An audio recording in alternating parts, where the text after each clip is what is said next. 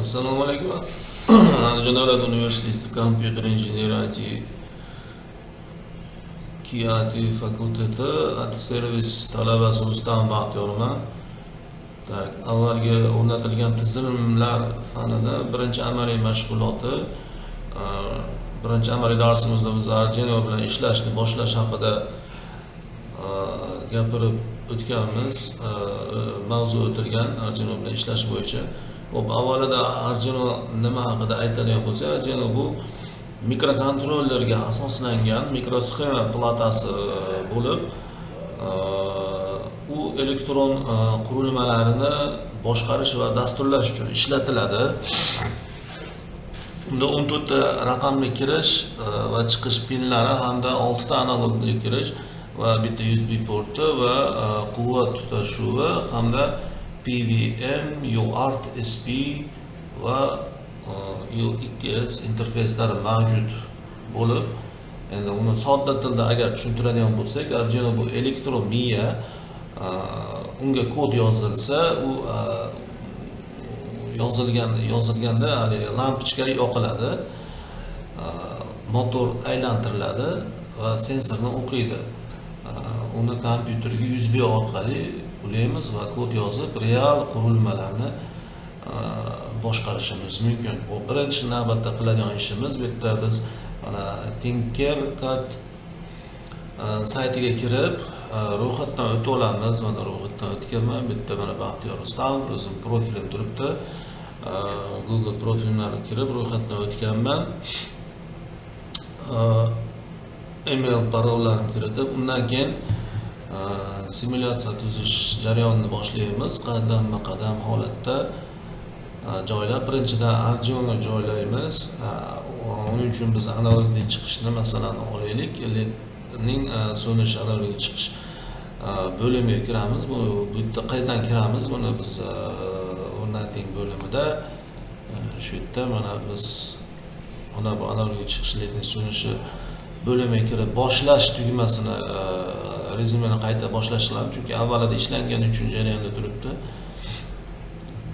Va rezumeni qayta boshlash qilganimizdan keyin bizga eski holatlarni ko'rsatib beradi. Bu yerda hozir o'chirib yubordim ko'p holatlari va boshidan boshlaydigan bo'lsak, bu yerda biz birinchi Arduino'ni komponentlar bo'limidan olib o'tamiz. Mana bu ko'rinishda bo'ladi. Buni ozgina kichraytirib olgan holatda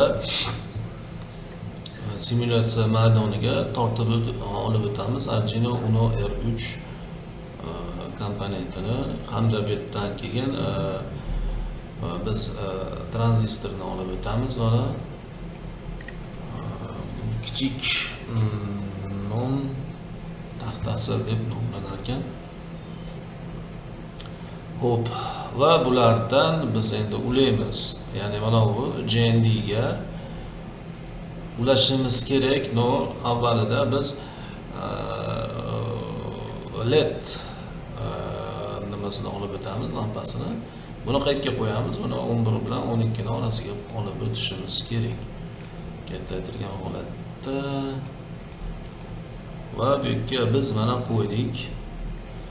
Hop, undan keyin qizil ledni joylashtirganimizdan keyin ledni oyog'i anodi, ya'ni uzun oyog'i bittasini 11-qatorga, katodni, ya'ni qisqa oyog'ini esa 12-qatorga uladik. Hop, bu yerda endi rezistor, tranzistorlarni qo'ydik. Endi bularni biz ulanish jarayonlarini ko'rsatib o'tamiz. Ya'ni JND liniyasini JND liniyasiga ulashimiz kerak. Buni qanday qilamiz? Bu yerda mana JND dan 11 da tepasiga yashil chiziq tortib o'tamiz va bitta ulanishimiz hosil bo'ladi. Va keyingi holatda mana bu ikkinchi nimadan katod qatoriga yana yashil chiziqni tortib o'tamiz Bu yerda endi mana ulanish jarayonlari bajarildi, ya'ni ledni 11-12 qatorga ulash sababini aytadigan bo'lsak, bu qatorlar breadboard da vertikal ulangan oson va to'g'ri ulanishni ta'minlayapti.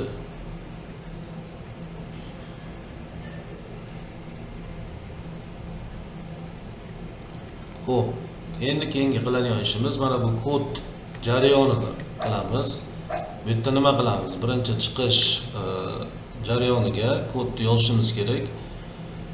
Xo'p, avvalida chiqishda biz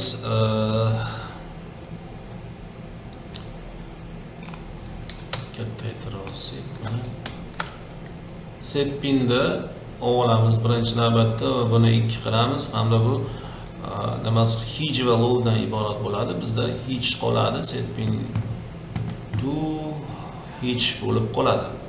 Va keyingi holatda boshqaruvni olamiz, wait, ya'ni ожидать. Kutishni bizda 1 soniya kutiladi. Bunga tegmaymiz. Yana chiqish bo'limiga o'tamiz. Bu yerda yana назначить olib o'tamiz. Setpinni yana 2 qo'yamiz. Endi faqat bu hijni o'rniga biz low qo'yamiz. Endi buni tagiga yana boshqaruvga o'tib turib, wait, ya'ni ожидать olib o'tamiz va endi nima uchun bu kod kerak? Bizda bu kod ledni 1 soniya yoqib, 1 soniya o'chirish uchun kerak bo'ladi. Hij tok beradi, low tokni to'xtatadi bu yerda. Endi nima qilamiz? Keyingi holatda simulyatsiyani ishga tushirishimiz kerak. Simulyatsiyani ishga tushirishimiz uchun start simulятsion tugmasini bosamiz. Simulyatsiyani boshlash tugmasini bosganimizdan keyin bizda endi mana buni led lampochkasi o'chib yonyapti. Mana avvalgi qilingan videoda o'chib yonmagandi. Mana xatoliklar bartaraf qilindi va o'chib yonish holatlari bo'lyapti. Va birinchi amaliy mashg'ulotimiz shu bilan ijobiy yakuniga yetdi desak bo'ladi. Agar tranzistor to'g'ri ulangan bo'lsa, tok oqimi tranzistor orqali o'tib led ishlaydi. Xulosamiz shundan iborat. E'tiboringiz uchun rahmat.